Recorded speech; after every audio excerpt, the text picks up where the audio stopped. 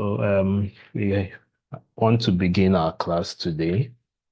Quickly go through where we left off before the Christmas break. I'll go through that quickly. Before the Christmas break, we were looking at graphs. So we said a graph is a pictorial representation of a set of objects. We said graphs have vertices and edges. And a formal definition of a graph is a pair of vectors V and a pair of sets where V is the pair of a set of vertices, and then E is the set of edges connecting these vertices, or we can also call the vectors a node. And then we looked at some examples. We said a graph, this graph, for instance, has the has four vertices. That's 0, 1, 2, 3. And then it has four edges as well. So the edges are the path connecting two vertices.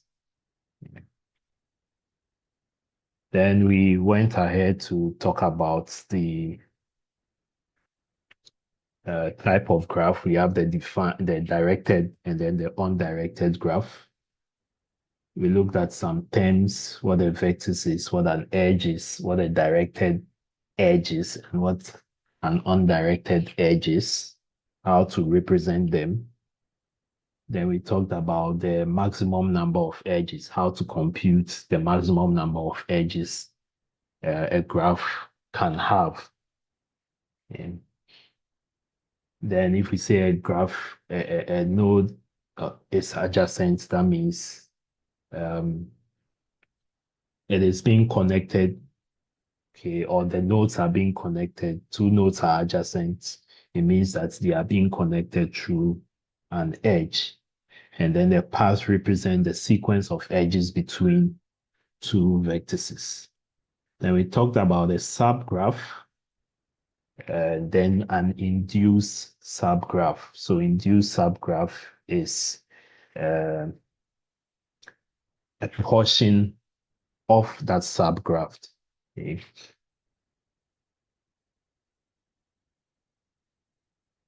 Then we also talked about connected graphs. So we said connected graphs, as you can see in the image, are graphs where you have the um, edges, so you have the vertices connected, okay, to each other. So from one vertex to the other vertex to the other, and so on. Okay, and they are also, so it's bi-directional. Okay, so you move from one vertex to the other, and then you can also move back to that vertex. Then we have the completely connected graph where all the nodes are connected to each other. All the nodes, all the vertices are connected to each other completely. So for each node, you'd have a pair of distinct vectors, or for each vectors, there's a pair of distinct vectors. There exists an edge between them. Okay. Then we talked about some basic operations. So we said you can add a vertex, you can add an edge, you can display a vertex that display the vertex of the graph.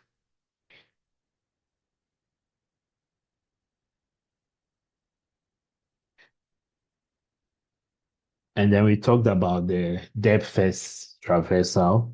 Um, the rules are the same, just like we mentioned it with respect to trees. Okay, they follow the same approach. And then breadth first traversal. Okay. So this is where we ended our class in our last meeting, where we were talking about two ways in which graphs can be represented. Okay, so we said they can be represented as a list. So if we say a list, we are talking about representing it in an array, okay, or as a linked list, okay, or let me say in an array, okay.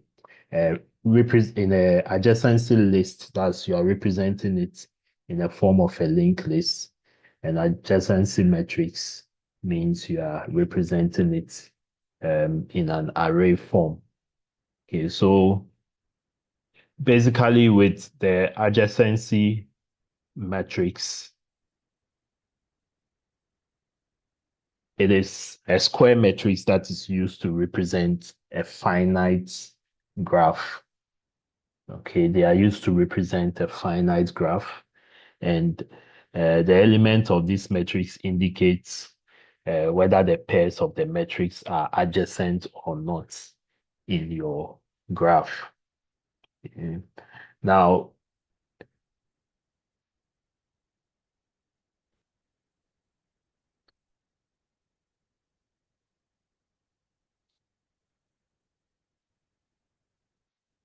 so for the adjacency matrix, it's a two-dimensional array or a two by vect of it's a two-dimensional array of a vectors or a two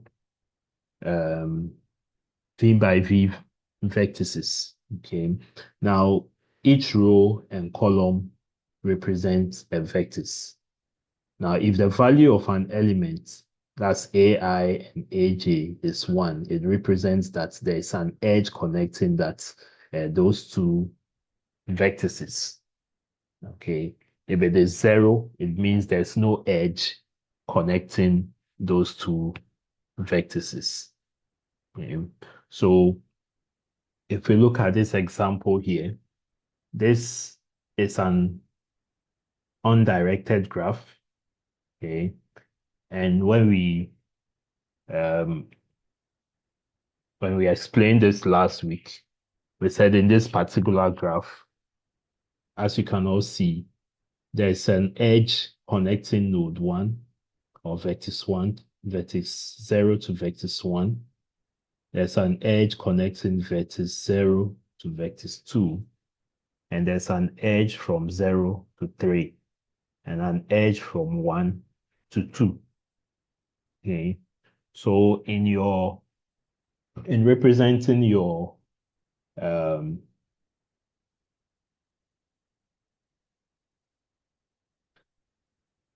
adjacency matrix, you first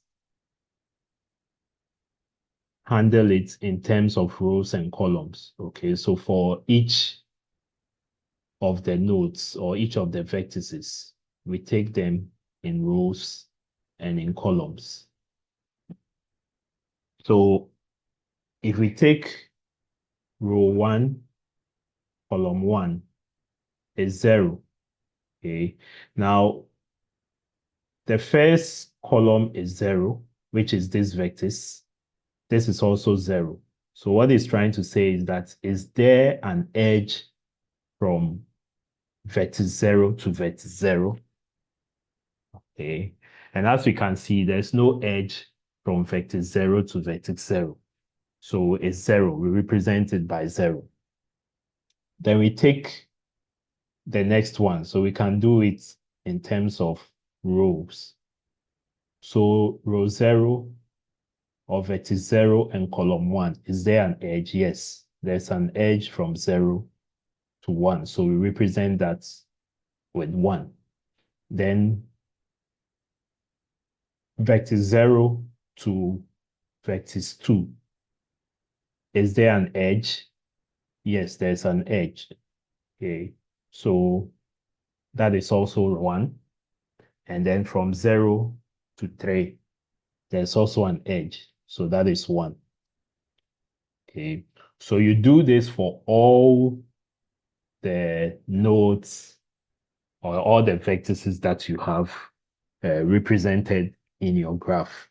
Okay, if there's an edge connecting one vertex to the other vertex, then you represent that by 1.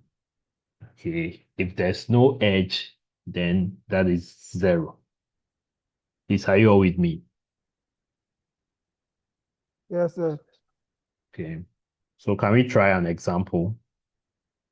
I'll display it and give you some few minutes to try it out.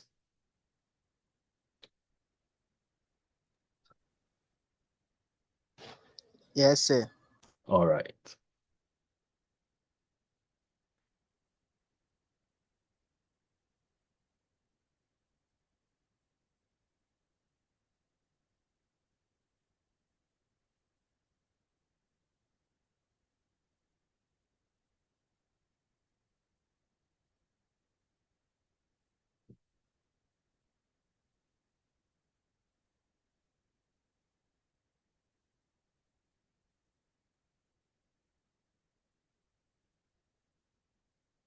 Just a moment. Let me.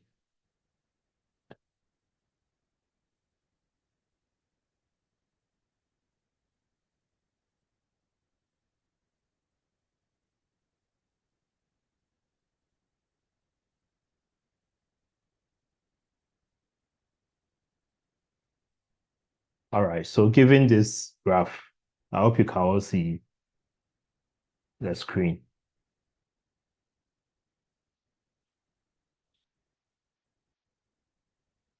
Say it's gone again.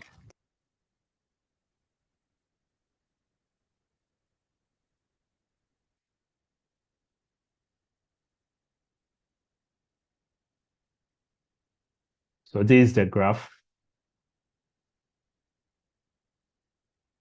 So let's come up with an adjacency matrix for this graph. First and foremost, let me ask some few questions. What is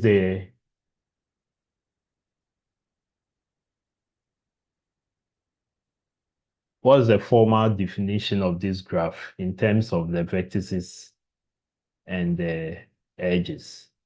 How many vertices do we have and how many edges? Anyone?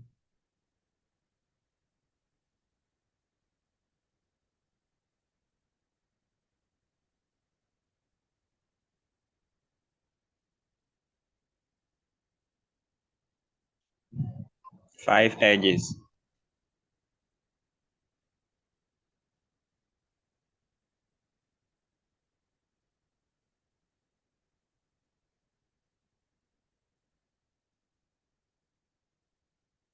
Yes. Anyone?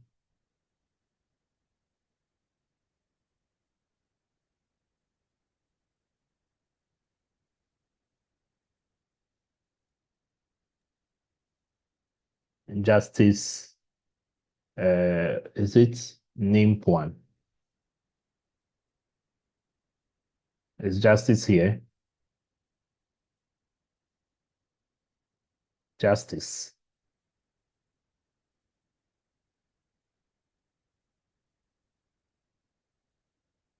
Justice.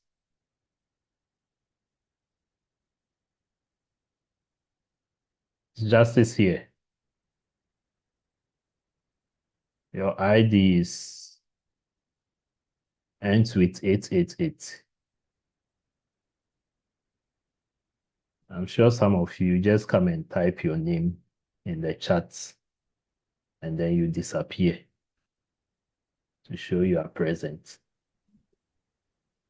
All right, so Justice is not here. We'll consider him absent.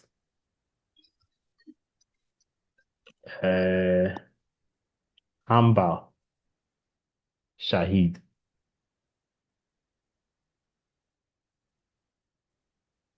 Hamba Shahid. Is he also here? Yeah. Yes, I can hear you. Okay, so Hamba, how many vertices can you see in this graph? Pardon? 6. Okay. All right. Robert entry.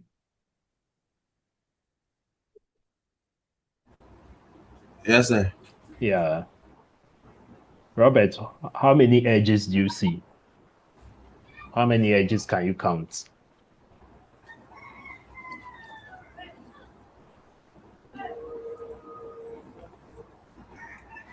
11. Are you sure? Wow.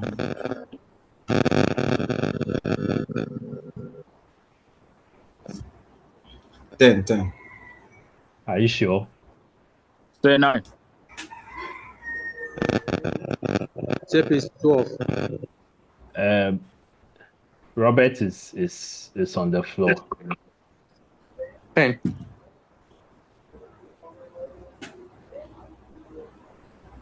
So I said 10. You said 10. Okay.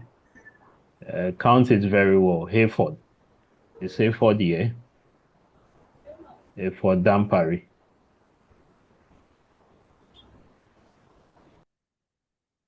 Hayford.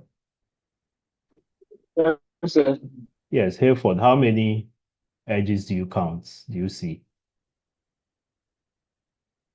Some are saying 10, some say 11, some say 9. Say 10. You are counting 10. It's 11. Raymond, is it Webadua? Webadua. Is Yeah, Raymond here? Yes, Raymond. How many? yeah. I'm counting 12. 12. Yes. Yes. So there are 12 edges. So edge 1, edge 2, edge 3, edge 4, 5, 6, 7, 8, 9, 10, 11, and 12. Okay. All right. So the next question, is this graph directed or undirected? So let me Say look please, I for have a question. someone. Say please, I have a question.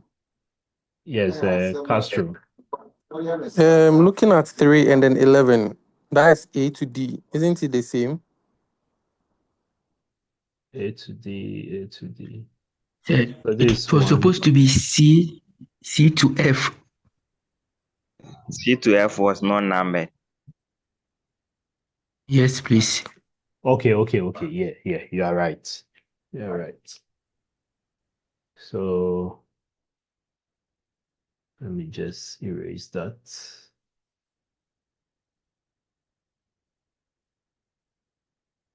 So C to F. So let's number it 11. All right. Thank you, Castro. Okay. So Jacob Ogaja, can you tell us, is this graph directed or undirected? Please, directed. It's directed. Okay. Yes, sir. All right. And let's move to the next question on the graph. So what is the maximum number of edges on this graph? What is the maximum number of edges? Let me find someone. Zinat.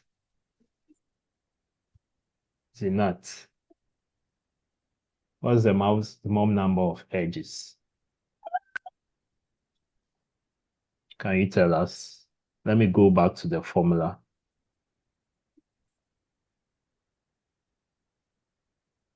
So these are the two formulas.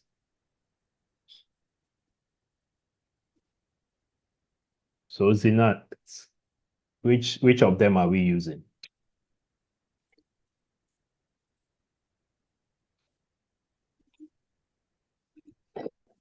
Is Zinat here? All right. Hello, sir. Yes, I'm here. All right. Yes, Zinat. So we want to find the maximum number of edges of this graph. So which of the formulas are we using?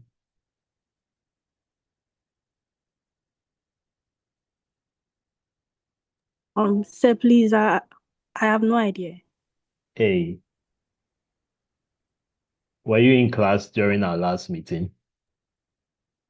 Please, I traveled, so I came back this week. All right. Yes, Sharita. thank you. Sir? Yes. Which of the formulas are we using?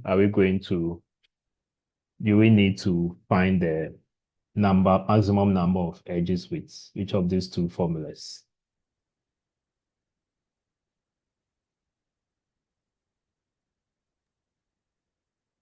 Sir, the second one. Why are we using the second one?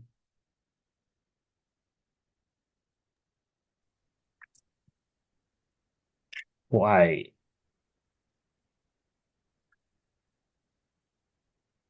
Sir.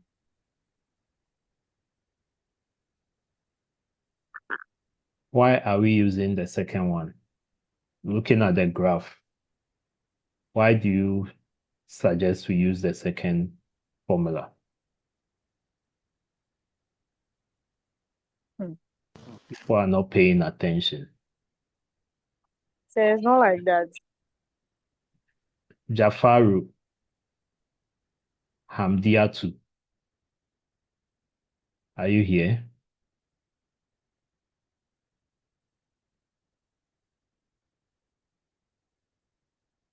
As for this question, I'm bringing it in exams. Jafaru Hamdiatu. All right. Collins, Somi. Is Collins here? Yes, please. Yeah. Collins, Sharita is saying we should use the second formula. Do you agree? And why? I agree because since the graph is a direct, since it's a direct graph, we are supposed to use the second one so we can get the maximum number of edges instead of using the first one, which we are going to divide the maximum number of edges. So the second one is correct. Okay. So we are using the second, that's this one, because the please. graph is a directed graph.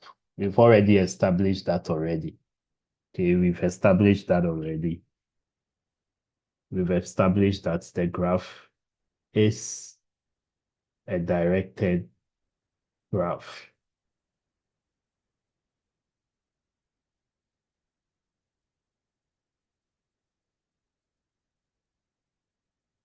Okay, so let's go back. So that means we are doing n minus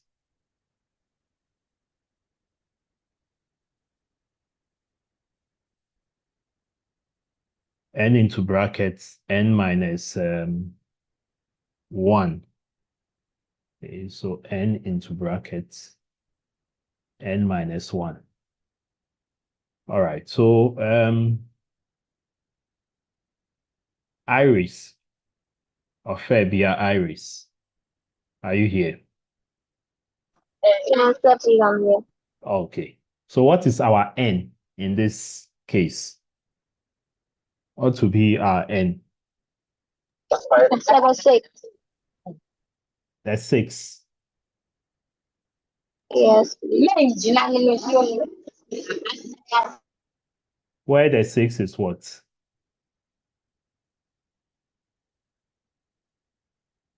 Are you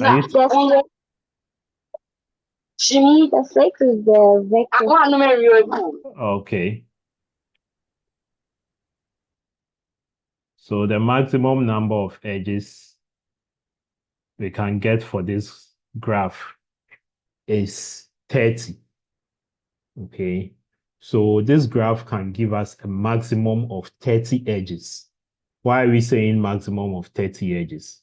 Because it's a directed graph and the graph is only in one direction. That means from the edge from E to A can also give us another directed edge from A to E. Likewise, from D to E, we can have an edge from E to D. Okay, so you realize that most of the edges we have are towards one direction. They are not bi-directional. Okay, so if they become bi-directional and every edge is, or all the edges are completely connected, then this graph will have a maximum of 30 edges. Okay. All right. So with all this, let's see if we can come up with our adjacency matrix. Okay. So with the adjacency matrix, we are going to come up with our columns and rows. I'll prefer to do this in Excel. Let me use Excel to do this so that we can move quickly.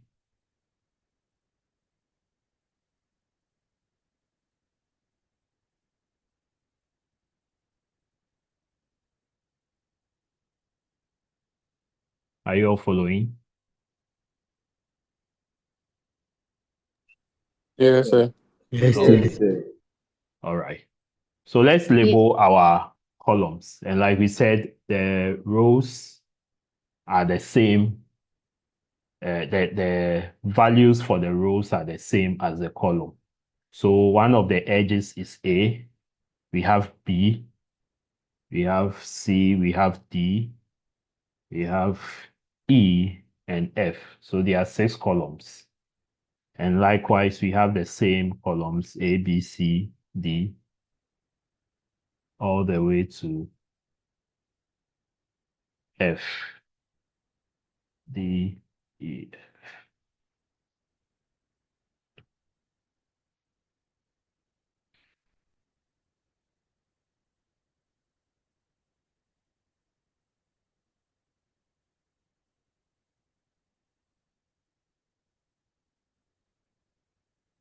All right, so let me just add some borders to it.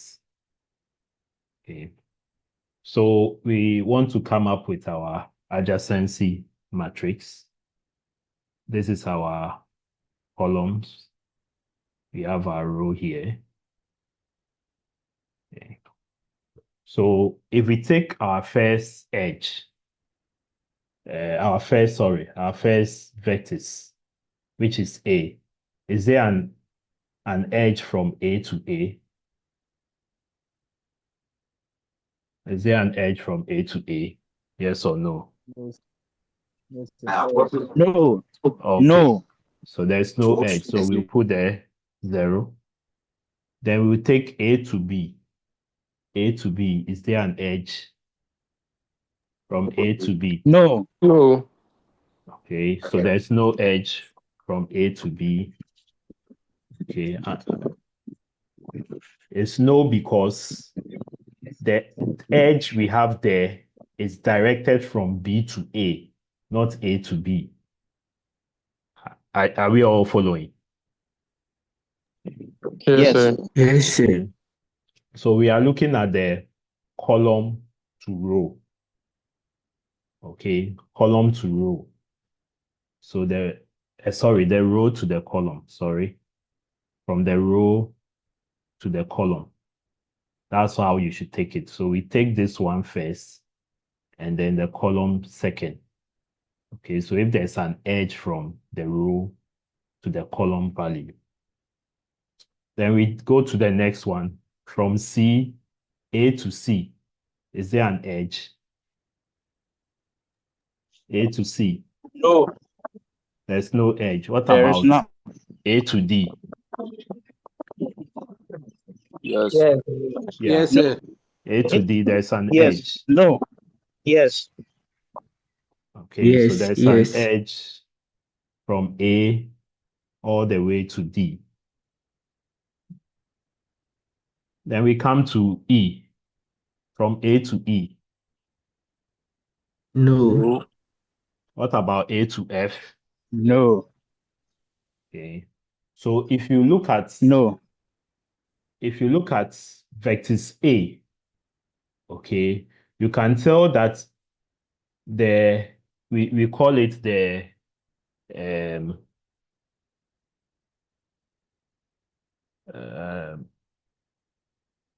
the inbound edges. Okay, so edges that are coming towards A. Okay, there are 3 edges. Okay, and those that are leaving A is only 1, and that's to D. Okay, so let's come to B. So B, we come to vertex B. B to A. How many? Do we have an edge from B to A? Yes. Yes, we have 1.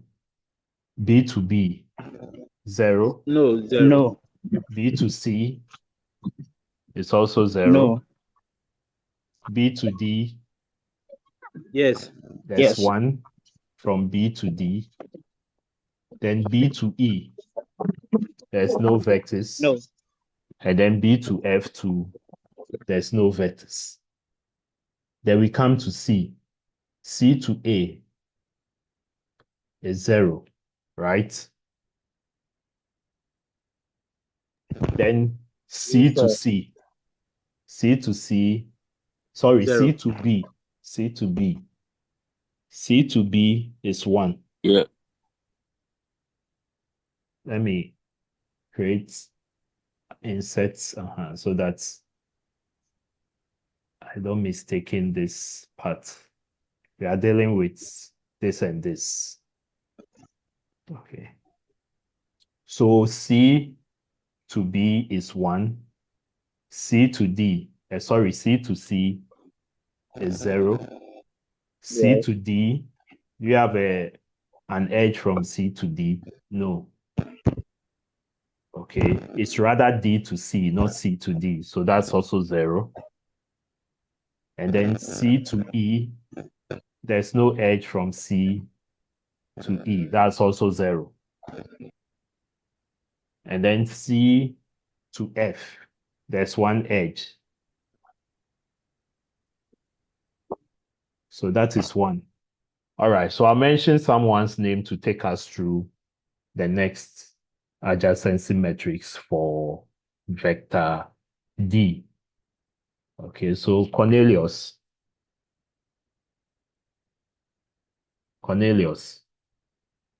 Yeah. Yes, can you take us through the values for vector D? Okay. Yeah. The first one, 1. A to D, 1. No, So D D to to A, not A to D. 1. Okay. Okay. And D to B, 1. D to B, 1. Yes. D to C, 1. Are you sure?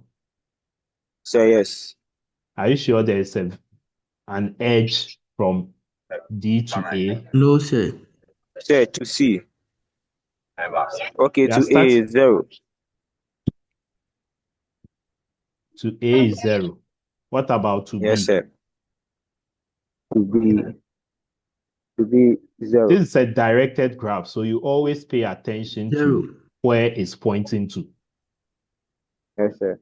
So even though there's an edge from A to B, it's not the same as moving from D to A. And if you remember Okay. the class, when we had the class meeting, I used a one-way road, okay, to explain that concept. So it's like you are moving from Accra ATU to, let's say, Adabraka, or Tudu to Adabraka. It's a one-way road. Okay, it's not bi-directional. So Okay, once sir. you see the arrow pointing to a particular edge, it is not the same as you moving from this to this. It is not the same. Okay, unless it is an undirected graph, then you can consider it that way. So let's start again. Cornelius from Okay, sir. D. So D to A, 0. 0. Okay. D to B, 0. 0. D to C, 1. 1. D to D, 0. 0. D to E, 1. D to E, 1. Yeah. D to F, 1. 1. Okay, thank you. Let's move to Felix upon Ado. Felix upon Ado.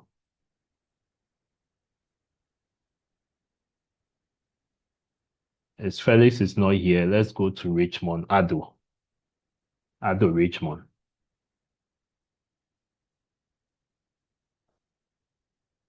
Ado Richmond.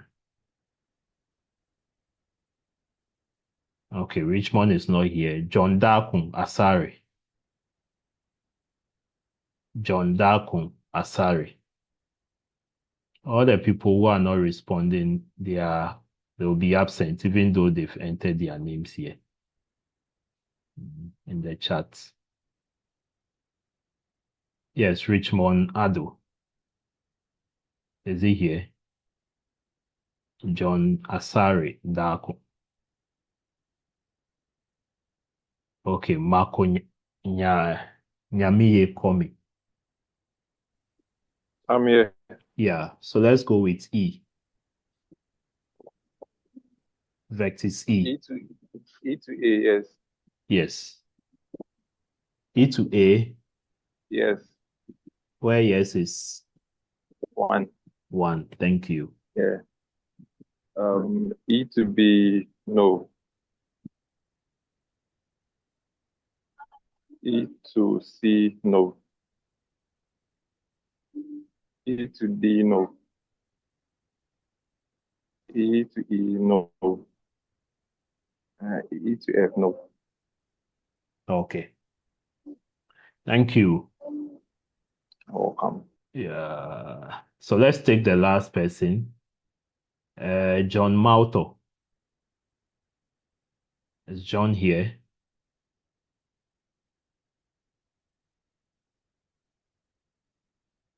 If John is not here, let's go to Stanley. Stanley Yes, sir. Kweku. Yeah. Stanley, take us through the last one, F. So F to A is 1. F to A, 1. F to B, 1. F to B, 1. F to C, 0. F to C, 0. F to D, 0. F to D, 0. F to E, 1. F to E, 1. F to F, 0. F to F, 0. Okay. So thank you very much, Stanley. So this is how, or this is our adjacency matrix for the graph that we have. Okay. So this is the adjacency matrix, and this is how we represent it. Okay.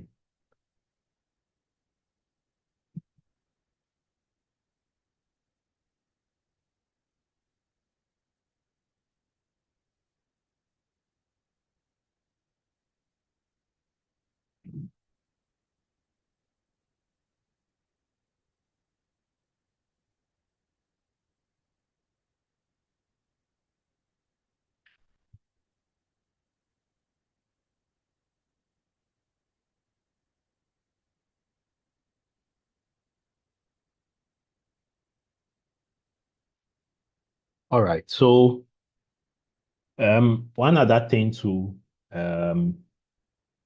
I need to explain to you. Okay.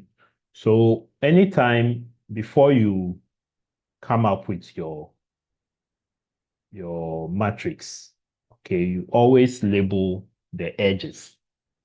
Okay, it's also one of the best practices you can do. So you label your edges. So for instance, you write your edges, so you know it makes it easier to come up with your matrix. Okay, so you know that A to D, okay, is one of them. Sorry, you label your edges. Okay, so just like we know that we have 12 edges, now label those edges so that you are sure of the edges that are available. So we know that A only goes to D, and then B goes to A, B also goes to D. Okay, so you label your edges all the way to the last edge, and you make sure that the number of edges you have is the same as the number you have you've already mentioned while defining your graph. Okay, so you make sure you label the edges. And then once you do that and you are done with your adjacency matrix, you compare or you even count the number of ones, okay, to be sure that it tallies with the number of edges you have, especially in this context where it is a directed graph. Okay, if it is undirected, that means you are going to have like twice that number. That's how come when we are finding the maximum number of edges, we divide by 2. Okay, so if we count this will give us 3. We can do the total of all the ones. This will give us 3. This is 2. This is 1. This is also 2. This is 2. And this is 2. Okay. When we come to this side, we have 1, 2, 2, 3, 1, and then 3. Okay. So we call the vertical side, okay, the vertical side, that's the column side, these values that we are seeing here. So for A, we call them the inbound value.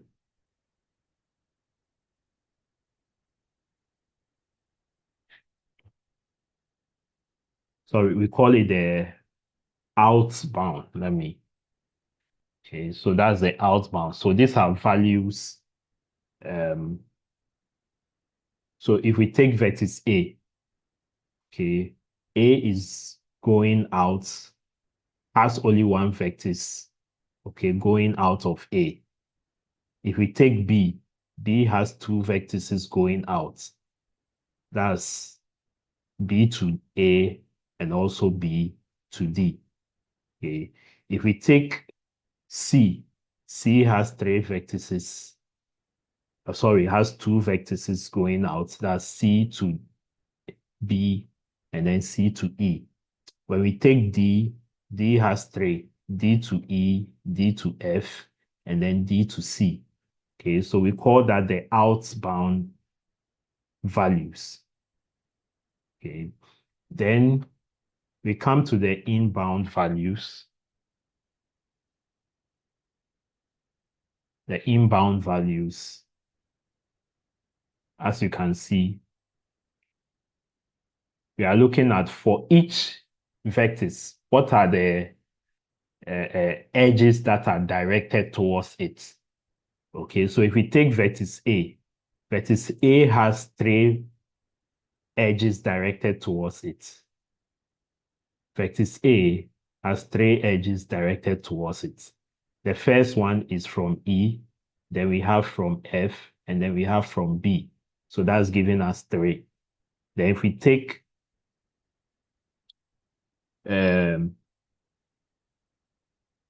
vertex B, it has 2. So from F and then from C. If we take vertex C, we have 1. That's from D. Okay, so D is coming towards it. If we take D, we also have 2. So that's from B and also from A.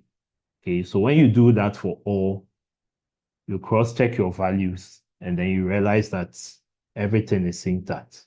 So the outbound, the inbound should all sum up to give you the number of edges that you have. Okay. Any question? So in total, you should have 12 edges. Any question?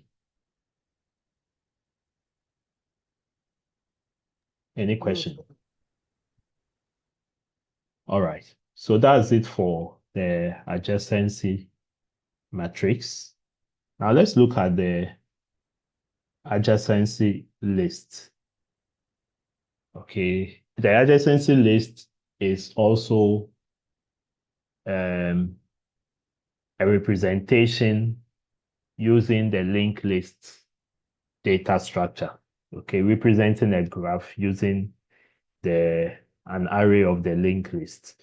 So the index of the array represents the vectors, and then the element in its list represent the other vectors that forms an edge to the vectors. Okay, so that is also relatively simple. It's straightforward. So as we can see from here, you realize that we have 3 edges. Okay, so we introduce those edges more like the starting node. Okay, so this is more like you are representing in a linked list data structure. Okay, so if you are starting from node 0, okay, node 0 moves to node 1. Okay, from node 0, you can go to node 1. You can go to, or there's an edge to node 1, there's an edge to node 2, and there's an edge to node 3. Okay, so that is how it's been represented here, as you can see. If we take node 1, node 1 has an edge to 0, as we can see here. Then it has an edge to 2. Okay. If we take node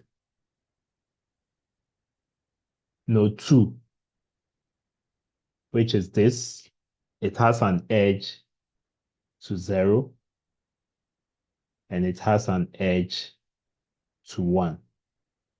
Okay, and take note, this is an undirected graph. Okay, so undirected graph is 2 sides bidirectional. And then the last one, which is node 3,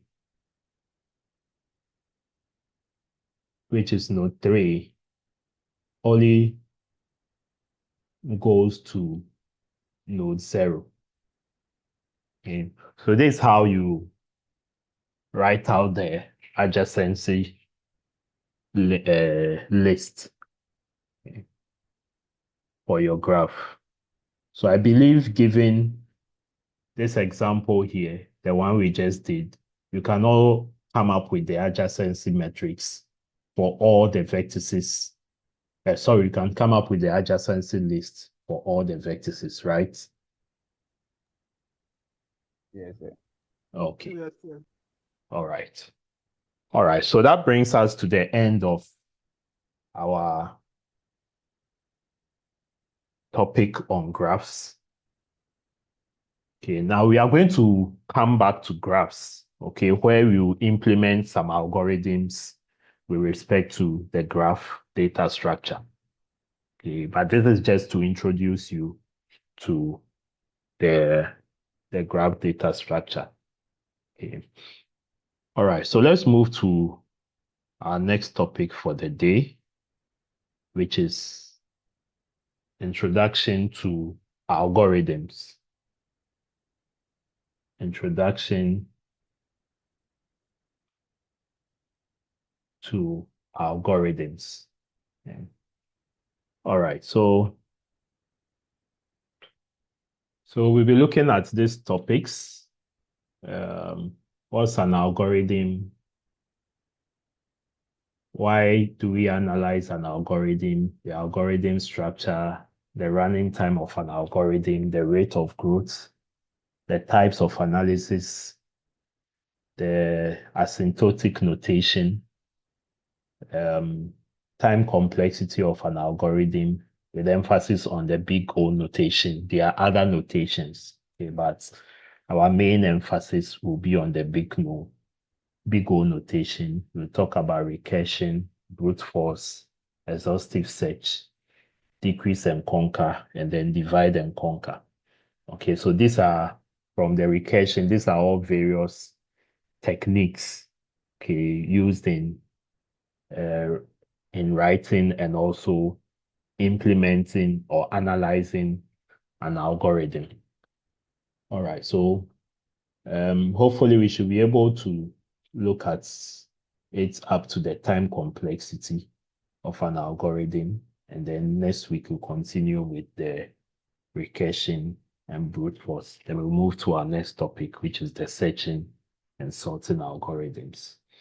All right, so what's an algorithm? So algorithm basically is a set or a step-by-step procedure which define a set of instructions to be executed in certain order to get a desired output. We can also say an algorithm is a step-by-step, unambiguous instructions to solve a problem. Okay? Now, programming and algorithms seem to have the same definition. Programming set of instructions, okay, to solve a problem. Algorithm set of instruction to solve a problem, okay. However, there are differences, okay. There are differences, even though they are definition-wise, it looks like they are all doing the same thing, okay. For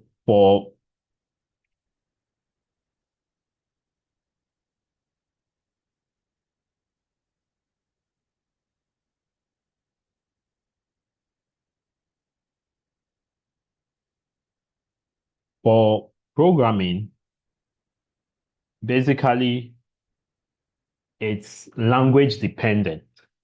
Okay, it depends on a particular language. If you are writing a program, you choose a particular language and then you write your program in that language. However, with algorithms, it is independent of any language. It's not a language specific. It's not dependent on a language like C++ or Python or any other. It's not dependent on any language. Okay, it's just a sequence of steps, step by step, unambiguous instructions, okay, to solve a problem. And it can be written in English form and also, but mostly as computer science students, we advise that when writing your algorithm, it should be more like a mathematical,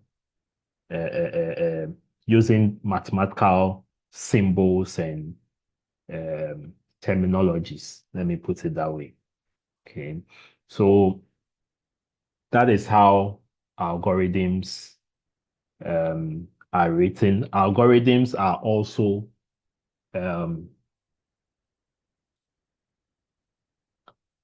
are based on algorithm can be analyzed. Okay, but when you write a program, you test the program. But with algorithms, we analyze them. However, with programs, you test them to be sure they are performing the tasks. Okay.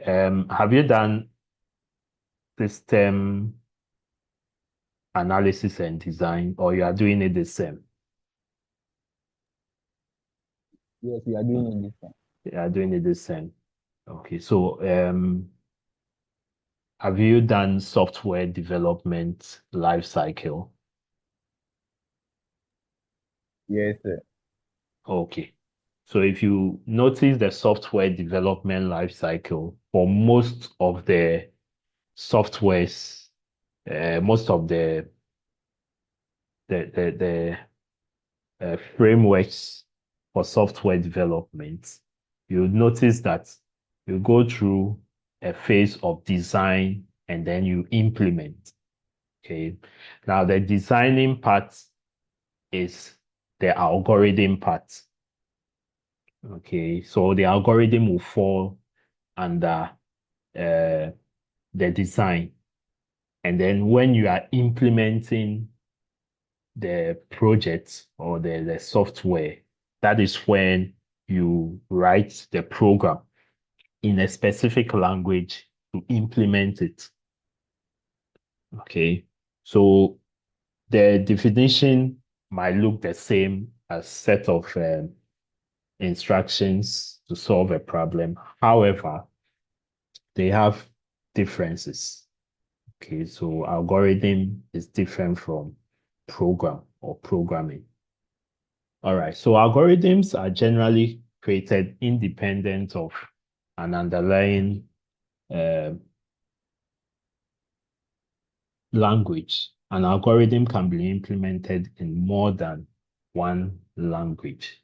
Okay, so given an algorithm, I can pick that algorithm and implement it in multiple programming language. All right, so why do we analyze algorithms? Okay, so for instance, you want to go from a city A to city B, and there can be many ways of accomplishing this. You can go by flight, you can go by bus, you can go by train, and you can even ride your bicycle there. Okay, so depending on the availability and the convenience, you choose the one that best suits the situation or the problem. Okay, so you are going on a trip, you can ride the bicycle there. When you ride the bicycle, you are going from maybe Accra to Cape Coast.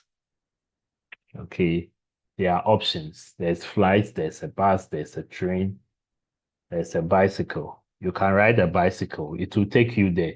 You can even walk. It will take you there. You can take flight. You get there. Okay. But based on all these options, you can tell that there are also some constraints to whichever option you decide to go in for. Okay. Now, if you go by flight, you'll get there maybe in say 10 to like 15 minutes or maybe 20 minutes at most. If you are going by bus, it should take you, let's say, 3 hours or 4 hours. If you go by train, that should be a bit faster because the train, you wouldn't have traffic on the road, okay, on the rail. In Ghana, we don't have traffic on our rail, but I'm sure maybe most of the developed countries, there are traffic lights that manage the movement of the train. But even that is faster. So maybe if the bus you are using 3 hours to Cape Coast, with the train, you might use 1 hour or at most 1 hour, 30 minutes. Okay. Then by bicycle, maybe you spend like 1 week, or 1 week is less. So what we are saying here is that this scenario, okay, or this picture I've just painted shows why we need to analyze algorithms, okay? So it says here that similarly, multiple algorithms are available for solving the same problem. For example, a sorting problem has many algorithms, okay, which is The next topic we'll be looking at the sorting algorithms. We have insertion sorts, quick sorts, bubble sorts, radix sorts, heap sorts, a whole lot of sorting algorithms, a whole lot of algorithms that helps you in sorting, in a sorting problem. However, the efficiency of these algorithms differ from one algorithm to the other. Okay. Then algorithm analysis also helps you to determine which algorithm is most efficient in terms of time and space. Okay, in terms of time and the space that is consumed. So these are the two main reasons why we need to analyze algorithms. Okay, mainly because of time consumed and then the space consumed. At the moment, there are a lot of reasons why you want to. There are some reasons that are being added on. So, for instance, power consumption when analyzing an algorithm is something that can also be considered. Okay, network, the transfer of data. Okay, in terms of network, can also be one of the means by which an algorithm can be analyzed. Okay, but we are basing it on the primary reasons, okay, which has to do with time consumption or time, or what we also call time complexity, and then space complexity. All right. So what's the goal of analysis of an algorithm? Is to compare two solutions, mainly in terms of their running time, but also other factors like memory, the developer efforts. Okay, like I also said, power and all that can be considered. But the main goal is in terms of the running time or the time complexity and the space. Now, some categories of algorithms from the data structure point of view. So by now we've done all the data structures. The last semester we did the linear ones. We've been introduced to the non-linear ones as well. Okay, now these data structures fall within some of these categories of algorithms when we need to operate on the data structure. So the algorithms, search algorithms that can be used to search an item in a data structure, okay, which we also look at next week, some of the searching algorithms and how they work, okay, and also we will see how we can analyze those algorithms as well. Then we have the sorting algorithms, okay, which are used to sort items in a certain order. Then insert algorithms or insert, which is used an algorithm to insert an item into a data structure. Then the delete, which is used to delete an item from an existing item in a data structure. And then the update is used to update an existing item in a data structure. Okay, so they fall within these categories.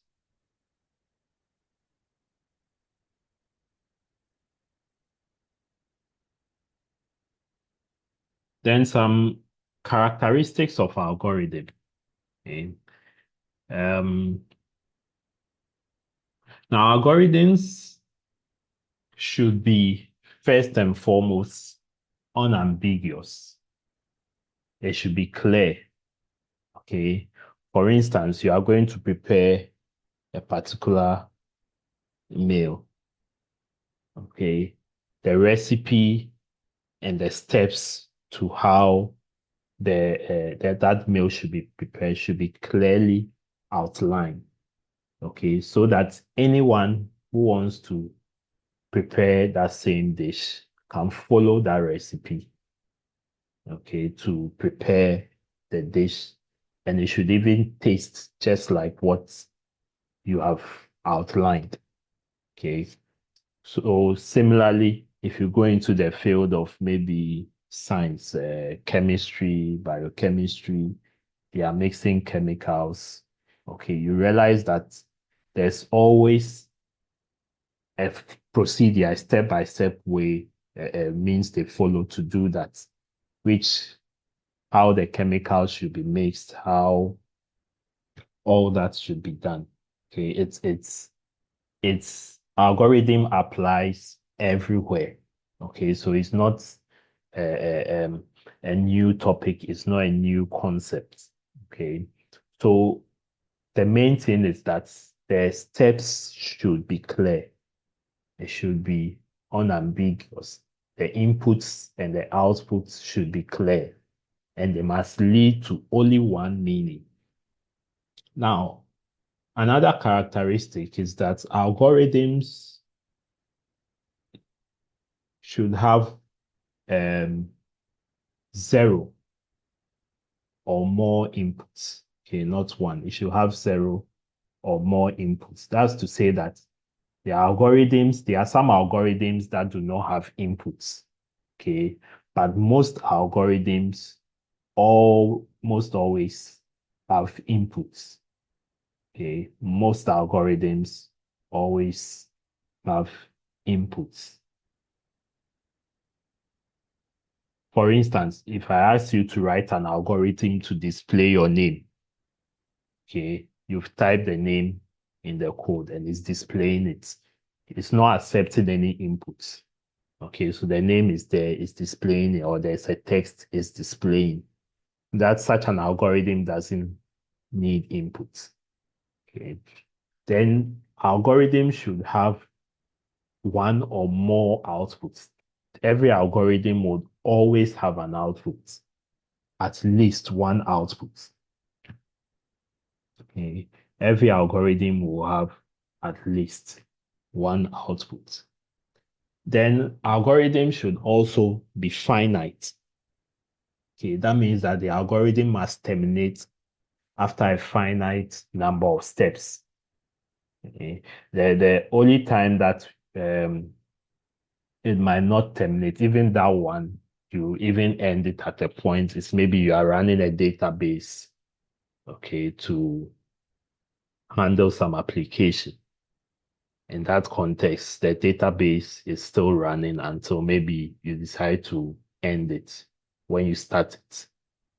Okay, if not, it's still running. Okay, but with algorithms, there should always be a point at which the algorithm is terminated. It comes to a halt. And then it should be feasible. Okay, the resources you are using should be feasible, and it should be independent of any programming language. Okay, so you don't write an algorithm as if you are writing a Java program or a C++ program or a Python program. It should be independent of any programming language. That's why earlier I said your algorithm should have should be written more like mathematical, using mathematical symbols, okay, and expressions in writing your algorithm, not like you are writing an essay, okay, but rather it should be more like you are using mathematical expressions and constructs and symbols. Okay.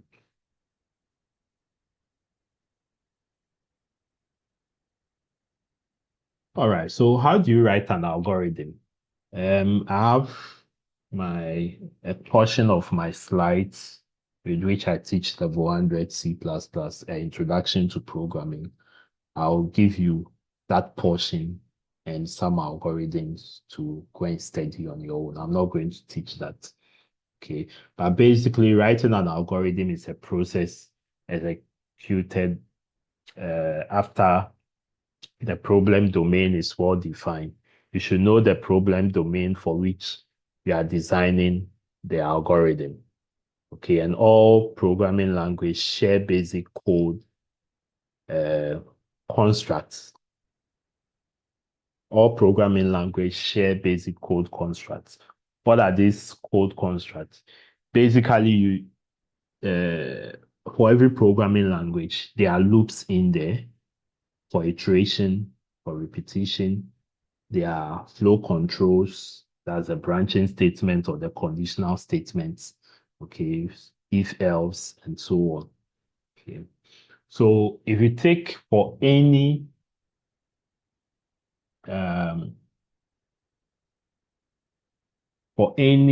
algorithm, it will follow these three main programming constructs.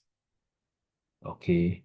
It could either be sequential meaning that you want to write a program to, let's say, add two numbers and display the outputs. Or the problem is to add two numbers and display the outputs. Okay, so in such a program or in such an algorithm, you go through the basic things we do: input, process, outputs. Or the program just to output something and it's straightforward, or a program to convert from, let's say, binary to hexadecimal. That algorithm is straightforward.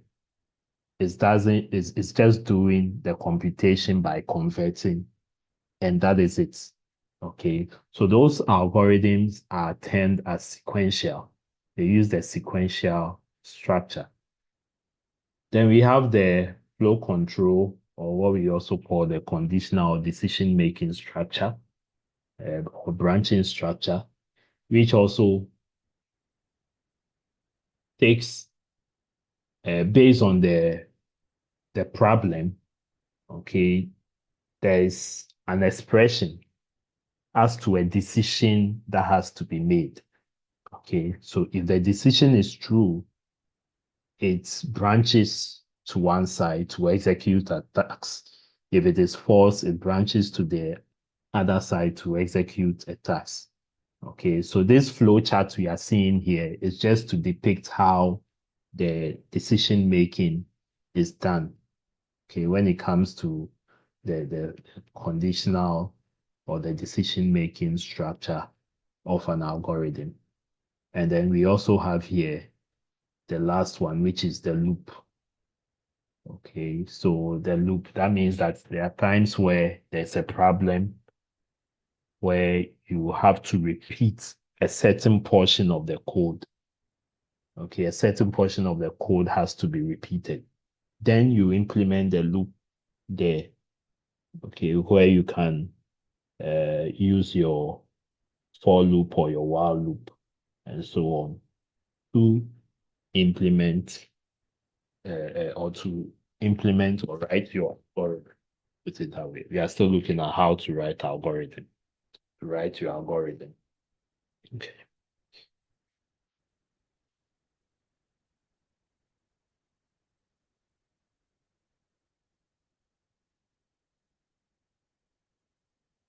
All right, so let me just show you what I'm talking about in my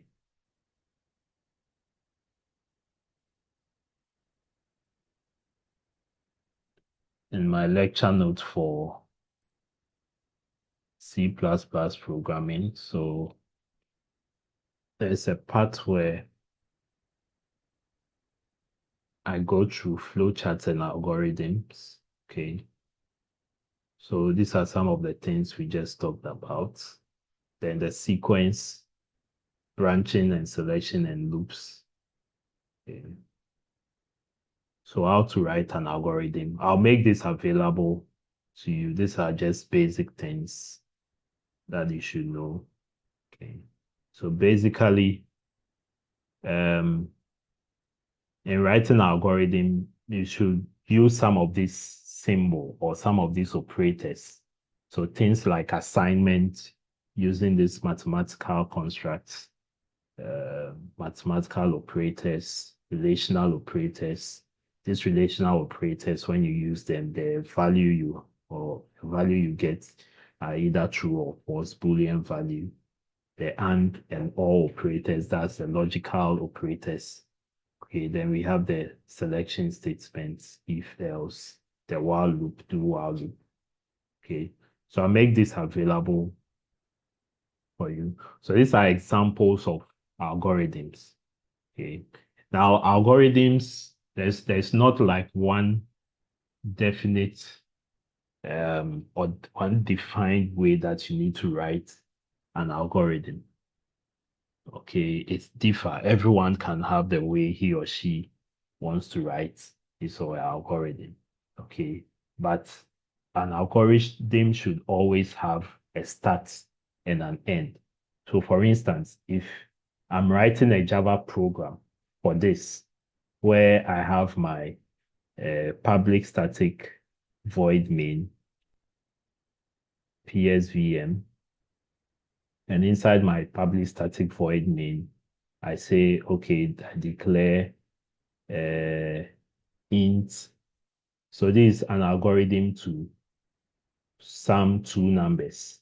Okay, so the first number A, second number B. So I say int A, terminate it, int B. Okay, and then I say int sum is equal to A plus B. Okay, so I'm assuming this is a Java program. Int sum equal to A plus D, and then system.out, sout dot print line or dot print. Okay. And then I print out the sum. Okay. Then after that, I have my semicolon, sorry, my curly bracket here. Okay. Now, this can be modified. Okay. So this one way someone can write his or her algorithm. Okay. Now, this brackets, curly bracket you see here, I can replace it and say begin or start. Okay. There are other programming languages that have that. For instance, if you are doing Python, if you are doing writing program in MATLAB and so on, you see the use of end. Okay, they write the end. In other languages too, you see that. So instead of the curly bracket, you replace it with this. Then there's the declaration of the variable. You can say declare variable A or accept input A.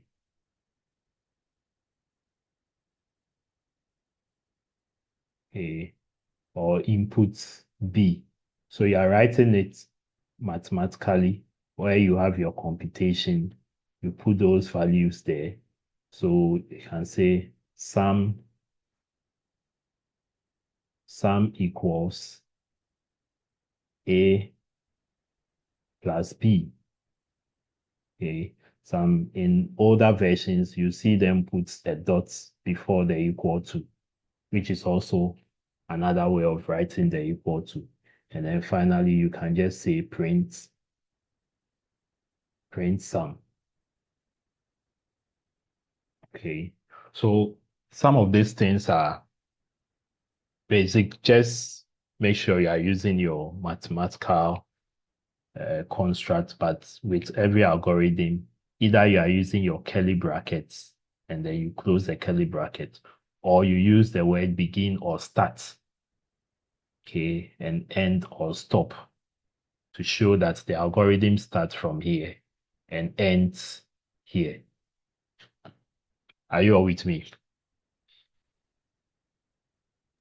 Yes, sir. Any questions so far? No, sir. All right. Then I don't know if you've heard this word before.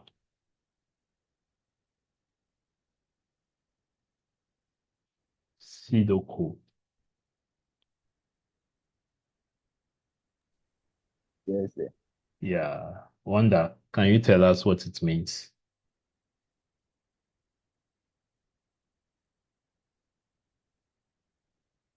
or anyone? Pseudo. Pseudocode is typically like the English-like explanation of the flowchart.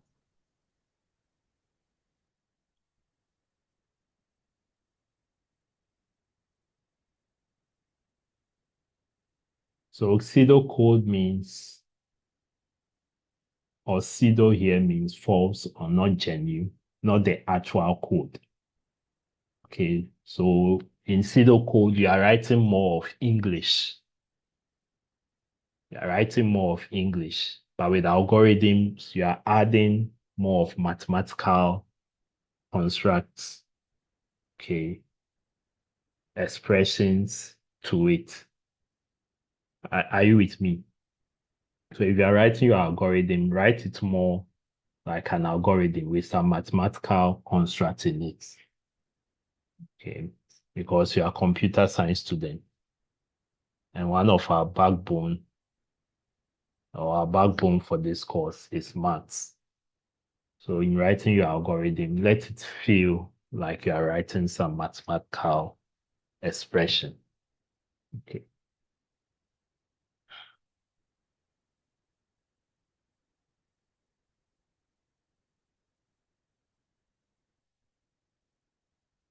All right. Just before I move on, let me just chip in this. All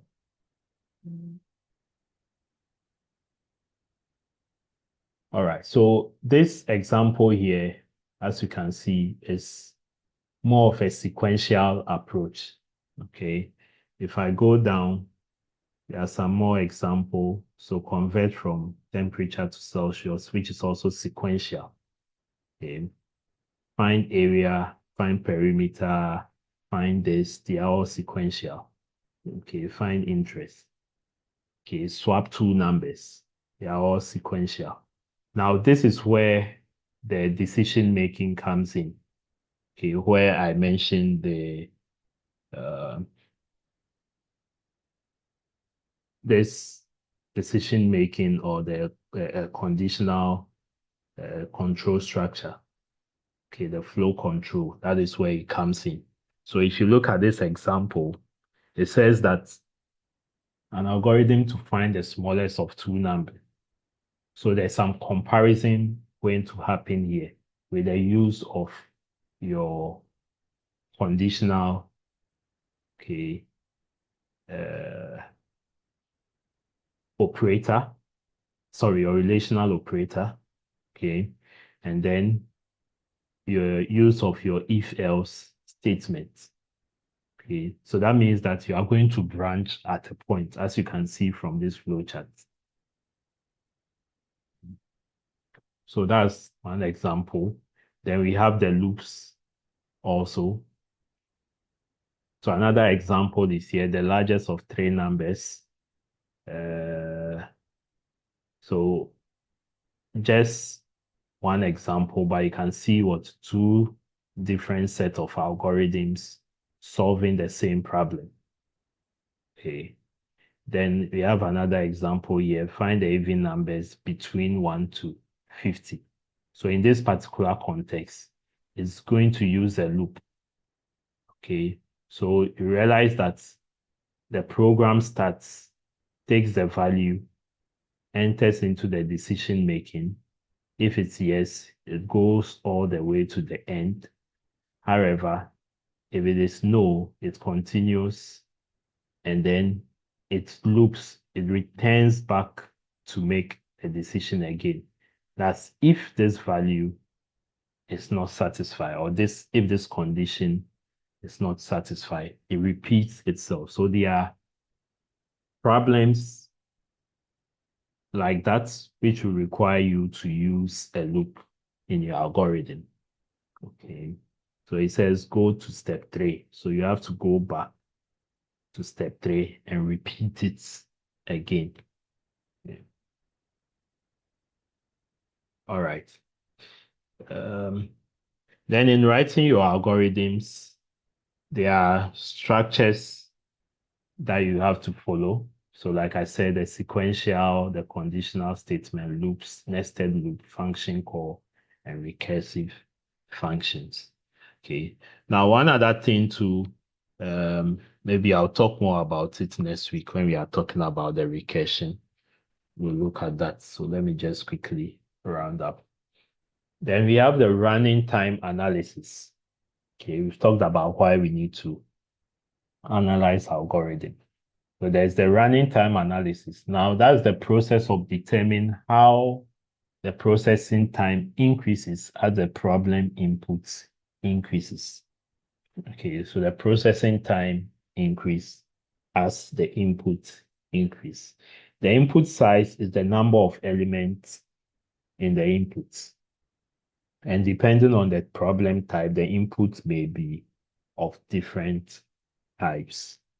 Okay, so running time is as your input increases, how do you determine the processing, determining the processing time as your input increases? So some examples are this. For instance, you have an array. Okay, so you have an array of elements.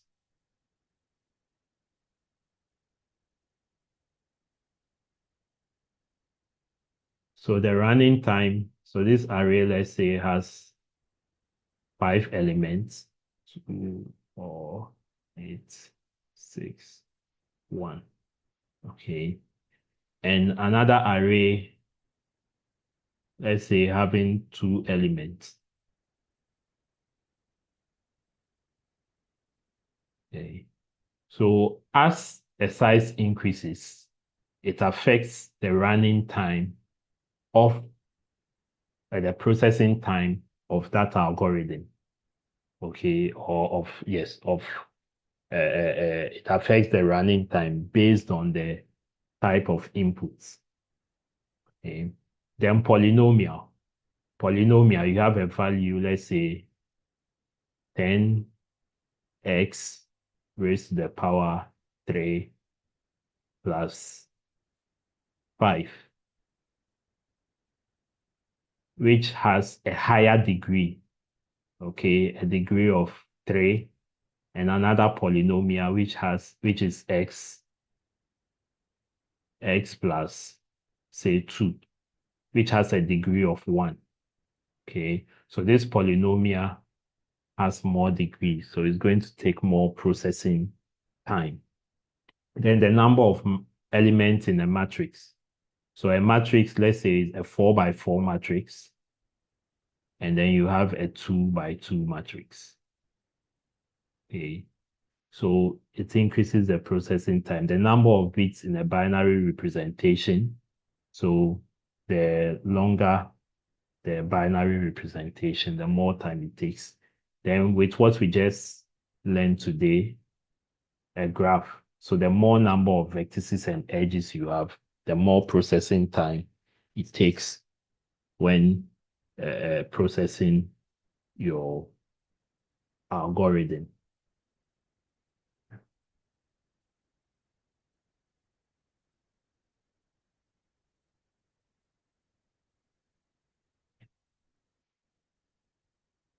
All right. So how do you compare algorithms? To compare algorithm, there are some measures you need to observe. Okay. Now, sometimes we look at the execution time. Now, the execution time is not a good measure for comparing algorithm. Okay, it's not a good measure as the execution time is specific to a particular computer. Okay, so take note when it comes to algorithms are not hardware specific or are not hardware dependent. Okay, they do not depend on the hardware. However, when you are writing a program or programming, it depends on the hardware. Okay, that's how when you are going to buy a laptop to use, we advise that the RAM should be this, depending on whatever you are going to do, maybe some image processing, you need a GPU to be able to do it. Okay. But when it comes to algorithm, it's not hardware specific. Okay. The execution time depends on the hardware or the particular computer you are using.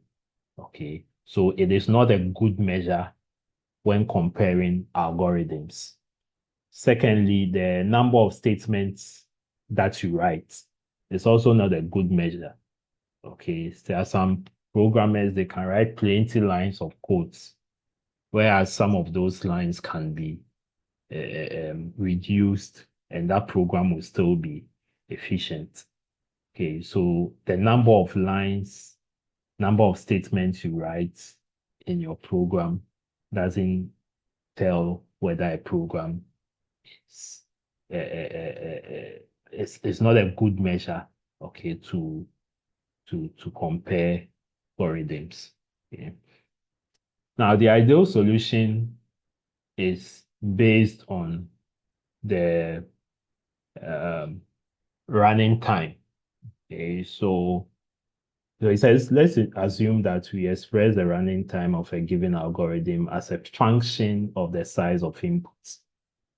Okay, so we express it as a function of the size of inputs f of x, f of n, and then compare those functions corresponding to their running time. Okay, so those type of comparison, they are independent of the machine or the computer you are using and the style of the programmer. Okay, so writing an algorithm doesn't depend on the machine or the programmer. Okay. Now let's look at rate of growth. Rate of growth is the rate at which the running time increases as a function of inputs.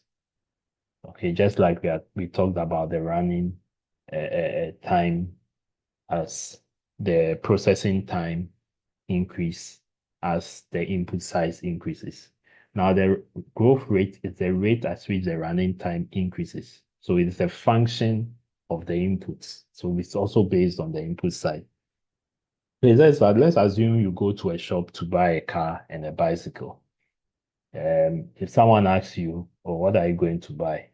Generally, you realize that the price of a car or the price of a car, let's say, 300,000 Ghana cedis, and the price of a bicycle, let's say, 10,000 Ghana cedis. Okay, so what happens is that the price of the bicycle as compared to get the car is insignificant in a way. Okay, so approximately you just tell the person, oh, I'm going to buy a car. Okay, now this is how it works in computing. Okay, when analyzing an algorithm. So you have this polynomial here, n raised to the power 4, 2n raised to the power 2, 100n plus 500 plus 500. Okay, so approximately what we do is that we take the highest degree. Okay, so the highest degree, and that will represent the highest growth rates of your expression. And that is how we'll be analyzing some of our codes. Okay, some of the algorithms that we are going to look at. Dennis, do you have a question? Dennis.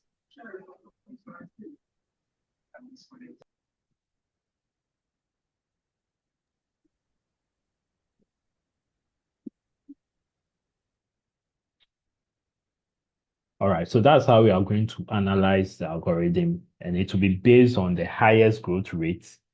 Okay, after we look at all the lines of code that we've written, we analyze them line by line, and then we find the highest, the line with the highest rate of growth, and that becomes the complexity of the algorithm. Okay.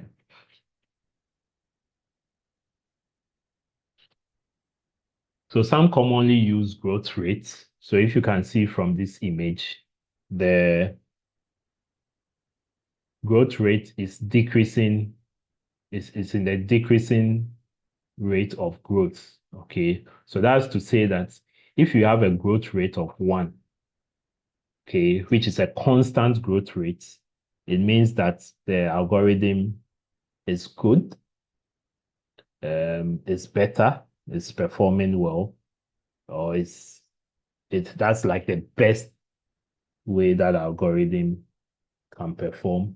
Then n log n, then root of log n, then n a logarithmic growth rate, so log 2n, then 2 squared of log 2 raised to the power log n. Let me put it that way. Then n. Okay. Then the other growth weights.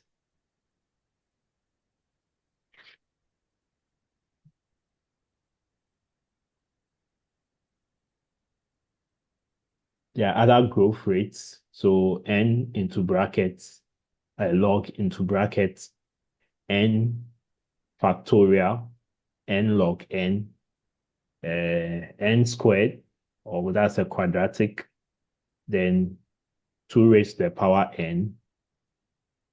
The person writing on the screen, please check your pointer. Then 4 raised to the power n, then factorial, okay, in that form. Okay, so it is decreasing. So meaning if you have a growth rate at this point, then its performance or that algorithm is performing poorly. Is the person writing on the screen? Undo what you are doing.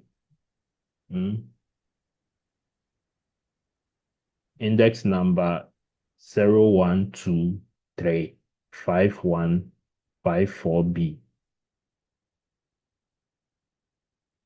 Who is that?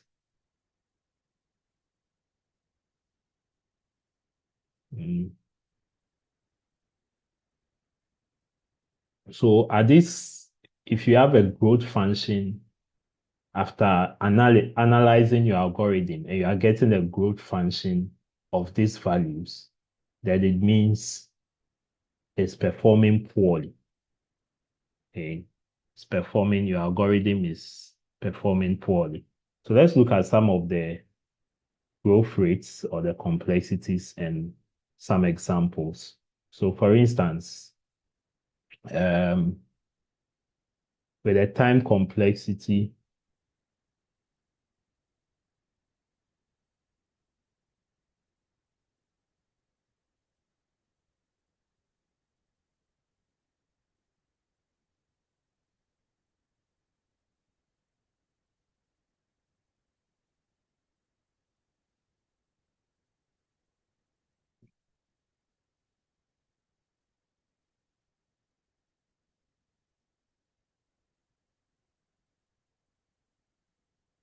So for instance, with a time complexity of 1, okay, which over here is one of the, or we'll say is the best if you have, not best in the sense that is good, but the fact that it's we call it the best case scenario. Okay, so if you are getting this, mostly algorithms that are giving you constant time complexity are mostly the sequential algorithms where you don't have to make any decision. It's just straightforward. You accept the input, you process it, and then you output. Okay, so those type of algorithms are mostly lead to a constant growth rate or a constant time complexity. So example, adding an element in front of a linked list. Okay. Then we also have log n, which is logarithmic.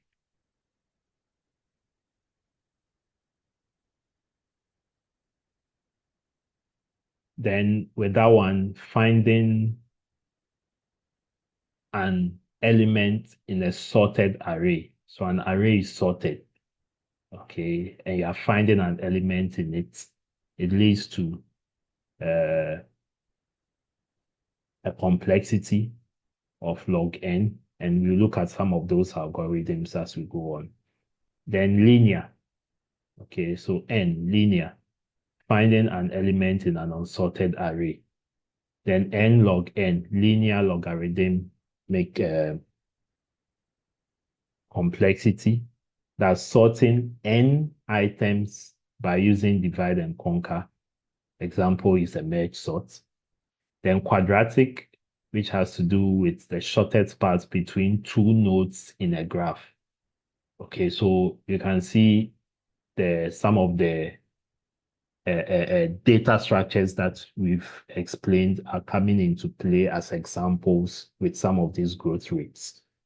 Then cubic, which has to do with matrix multiplication, multiply matrix. Then exponential, which is the Tower of Hanoi problem, which we'll discuss later in the course. Okay, so these are examples. Then it can even lead to being a factorial, which is even worse than the exponential complexity. Okay. All right, so I would like to end here. It's 5 o'clock. We'll go more into the other topics. We'll take out some algorithms, types of analysis. We'll look at more of them, the best case, average case, big O notation, and so on. All right, so any questions before we close? I'll make the slides available, both the graphs and this one, and also the part of on how to write an algorithm also available. Okay, so you can read ahead of time.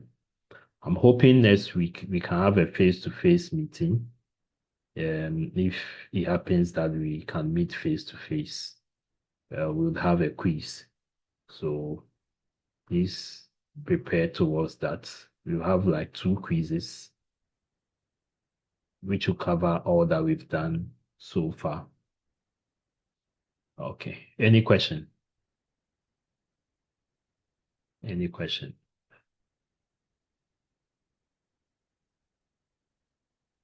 Any question?